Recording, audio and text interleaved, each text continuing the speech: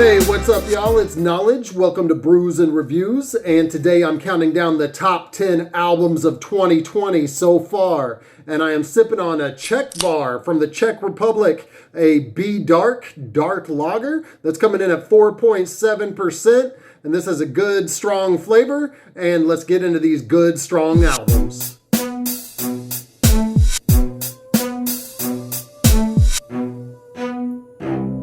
It's hard to believe that we're only halfway through the year. 2020 has been a really long year. The positive side of that is there's been some really good releases, and it was hard already to narrow this down to just 10. But here they are, starting with the first one at number 10. And that's Bishop Nehru's overlooked project, My Disregarded Thoughts. He showed tremendous growth on this between this one and his previous project, Elevators, both in the beat making and the song structure itself. The lyrics on this are mostly on point, although he could have got deeper at times. But songs like Why Does the Night Sky Talk to Me are experimental while still being catchy. Too Lost is a classic premiere beat that has Nehru feeling so comfortable over it that he sounds like he's from the early 90s. And Never Slow gives you something to ride to while Bishop has a rhythmic flow over the top of that stellar bass line. Bishop is still young, which is weird because it seems like he's been around for a while, but he's only 24, so it's projects like these that show his potential and where he can really get to as he matures in the game. Number 9 is Electronica's A Written Testimony, and first of all, I understand why this was criticized. I have the same criticisms myself. Elect doesn't get deep enough with the lyrics, the beats aren't spacey enough for him, and the worst offense of all is that he's got Jay-Z all over this supposed debut album. After all the hype and the years and years of waiting for this to drop, and we were given a half-finished process,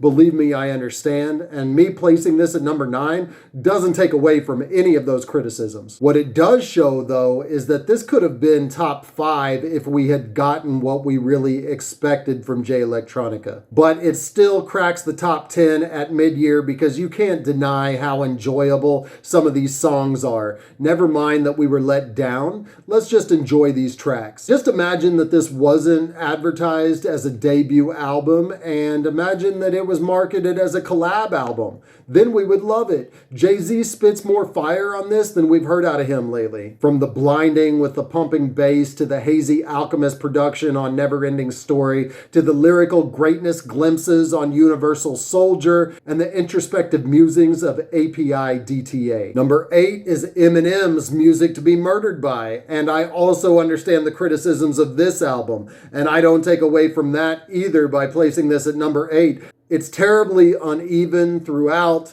and some of the songs are just downright annoying, like Those Kind of Nights and Stepdad. I understand why this was panned by many fans out there. But there are still classic bangers on this album too that show Eminem's raw skill that he still has after all these years, and anyone who says otherwise is just hating. Songs like You Gon' Learn, and Royce goes off on that too, or the Ya Ya, or I Will, and of course Godzilla. I don't care if he's not really saying shit on this, he goes off and displays what he can do with syllables. It's an art to put words together like that. It doesn't matter what the content is. And if you re-examine that flow, I think he is saying a little something. It's braggadocious rhymes. He's talking about how great he can rhyme, but it's not just gibberish that he's throwing together. Nevertheless, though, the syllables are what make it, and the way that he puts words together are an art. Next up at number 7 is K.A.A.N, Lost in Translation.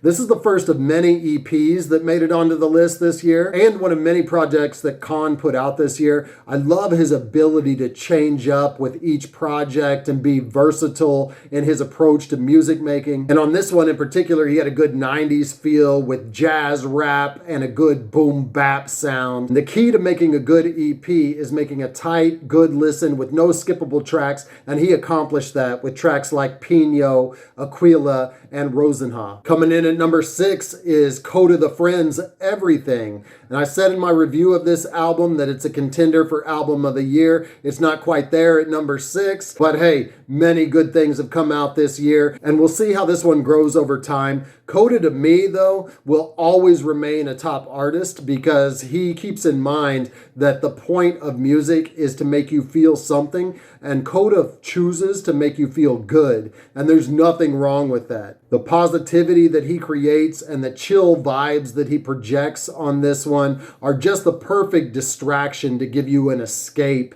and to make you forget about some of the violence and the ills in the world that are going on right now. And that's what he does so well. And I still think this is one of the most criminally overlooked albums of the year, with songs like BQE, which is a bit of a different style for him and has a nice guest appearance from Joey Badass on it. Volvo, that's just so chill and positive. And Long Beach, which is his attempt at pop, but it completely works. Getting into the top 5, we first have R.A. the Rugged Man, All My Heroes Are Dead. Now, R.A. has been consistently rapping circles around the competition for decades.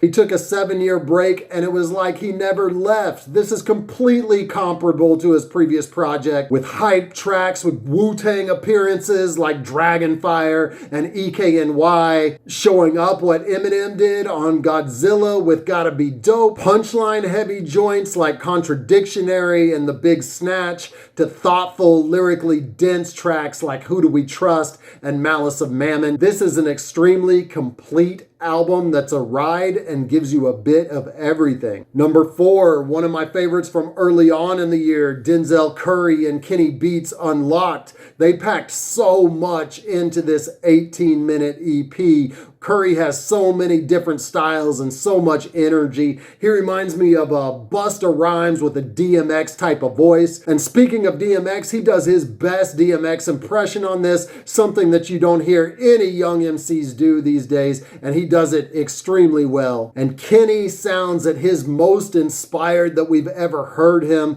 crafting odd but ear-snatching beats to fit Denzel's style. I think the number 1 track of the year just might be Diet. We'll see when we get to my top songs of the year, but Cosmic and Pyro also add to the fire that's all over this EP.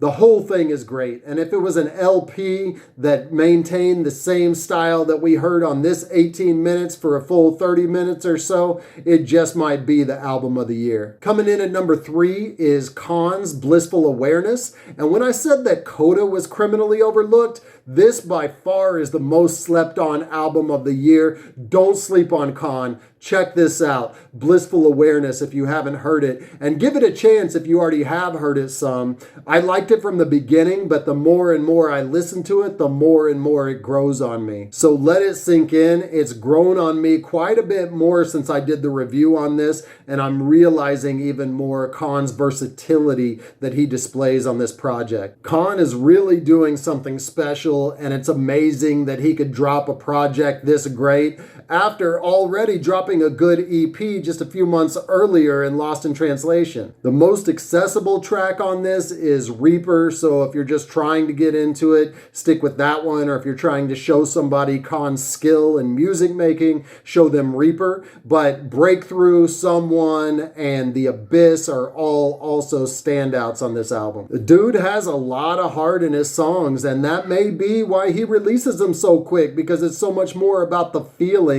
than the actual aesthetic of song making. And that's one thing that makes him so interesting to listen to, because for him it becomes a true outlet for his emotions. Number 2 is Run the Jewels RTJ4, and I can officially say now this is their best album as a group. None of the beats on this miss. They all hit you over the head with that head nodding, no head banging type of hype shit that works well with each MC's energy, especially the powerful voice of Killer Mike. But more importantly than the beats and the voices on this are the deep anti-establishment lyrics. They've always made protest music, but not like this. From beginning to end, they're raging against the machine, just like their guest star. The time frame that an album is dropped within can make it a soundtrack to those times and elevate its classic status, and that's exactly what came on here. This one matched the times so perfectly as people became fed up and anger boiled over with the police and the government, and Mike and Janie's lyrics are prophetic on how this dropped. With stellar flows, these lyrics are ever apparent on Walking in the Snow, Just, and a few words for the firing squad. Number 1 is the Alchemist and Freddie Gibbs, Alfredo. Was there any doubt from the beginning? Gangsta Gibbs continues his classic run with working with traditionally underground producers, and he sounds so comfortable over Alchemist's beats. Alchemist, hands down, is producer of the year, and he's produced some great songs outside of this project, but it's almost like he did save his best beats for this one, and that's saying a lot. There's not one offbeat lyric, flow, guest appearance, or beat on this album. And it's a beautiful thing when it comes together like that. A lot can happen between now and the end of the year, but I can't imagine something else coming out that has such great songs like God is Perfect, Scotty Beam, and Something to Rap About. Thank you for watching my countdown of the top 10 albums of 2020 so far. If you agree or disagree, put that in the comments and I'll respond with my thoughts on that. And if you liked this video, go ahead and hit like now. You can also hit subscribe that's popping up right next to me. If you want to hear more hip hop and hops related content, there's additional videos that you can click on right now. Check for my best lyrics and flows of the year that's coming up next, and I'll see you then.